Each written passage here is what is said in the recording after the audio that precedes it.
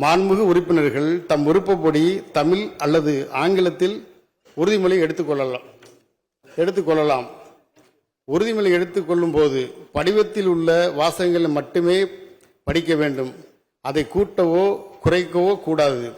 உறுதிமொழி எடுத்துக்கொண்ட பின் உறுப்பினர்கள் அந்த படிவத்தில் கையெழுத்திட்டு பேரவை முதன்மை செயலாளரிடம் கொடுக்க வேண்டும். அதற்கு பிறகு உறுப்பினர் பதிவேட்டில் கையொப்பமிடுதல் வேண்டும். இந்திய அரசியலமைப்பு சட்டத்தின்படி எடுக்கப்பட வேண்டிய உறுதிமொழியை நான் ஏற்கனவே 10/5/2026 அன்று மாண்புமிகு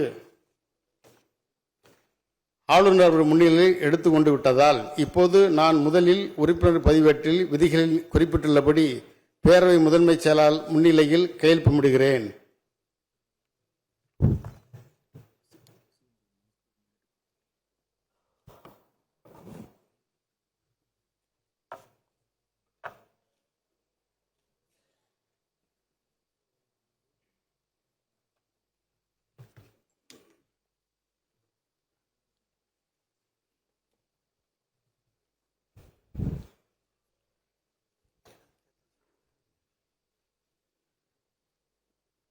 எனது தேர்தல் சான்றிதழை பேரவை முதன்மை செயலாளரிடம் கொடுக்கிறேன்.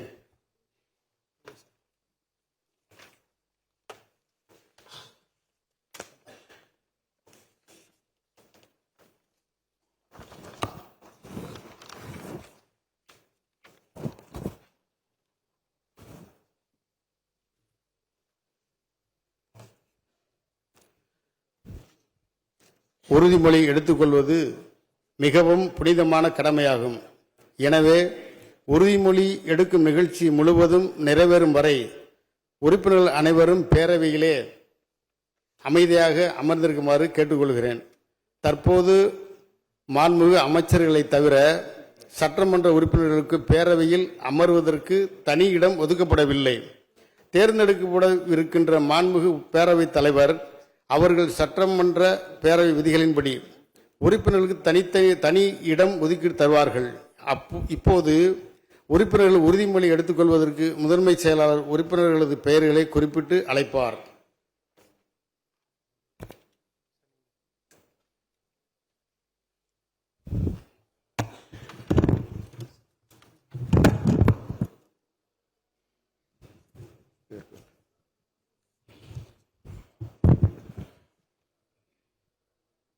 மாண்புமிகு முதலமைச்சர் அவர்கள் பெரம்பூர் தொகுதி.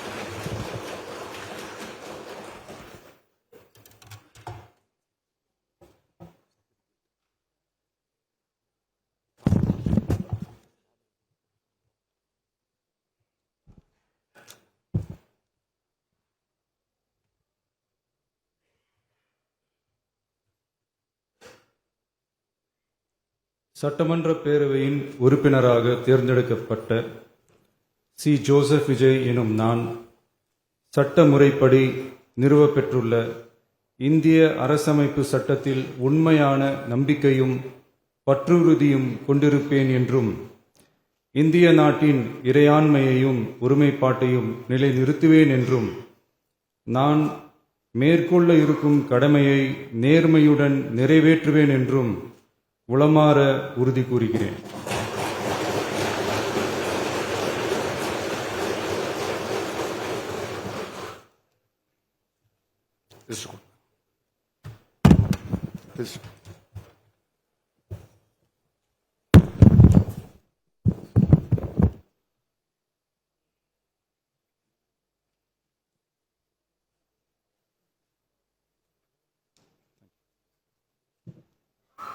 பிளே ஸ்டோர் மற்றும் ஆப் ஸ்டோரில் இருந்து பாலிமர் செயலியை QR கோடு மூலம் பதிவிறக்கம் செய்யுங்கள்.